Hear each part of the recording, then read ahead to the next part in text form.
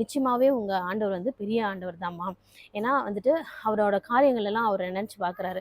நம்ம எப்படி ஒரு ஃப்ளைட்டில் போகணும், ஆனால் அது பாதியிலே நின்று இந்த இடத்துக்கு நம்மளை கொண்டு வந்து விட்டுருக்கு. அப்போ அந்த அம்மாவோட ஜெபம் உண்மையிலே கேட்கப்பட்டிருக்கு. ஆண்டவர் அது அற்புதமாக செஞ்சுருக்காரு. நீங்கள் பார்த்துருக்கீங்களா ஏற்கனவே டாக்டர் மார்க் அப்படின்னு கேட்குறாரு.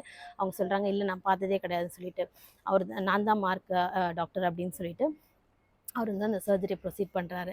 ஸோ நம்ம அழுகிற அந்த கண்ணீருக்கு வந்து நம்ம வேல்யூ இல்லையேன்னு நம்ம நினைக்கலாம். நம்ம வந்து ஒரு டவல் எடுத்து துடைக்கும் போது அந்த கண்ணீர் வந்துட்டு மறைஞ்சிரும் நம்ம கையிலேருந்து. ஆனால் நீங்கள் ஒன்று ஞாபகம் வச்சுக்கணும், நம்ம ஏசப்பா வந்து நமக்கு வடிக்கிற ஒவ்வொரு கண்ணீரையும் நம்ம வேணால் தொடச்சி அதை மறைச்சிடலாம்.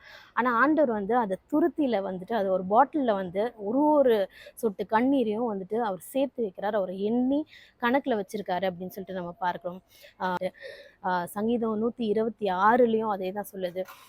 கண்ணீரோடு விதைப்பார்கள், கம்பீரத்தோடு அறுப்பார்கள் அப்படின்னு சொல்லிட்டு.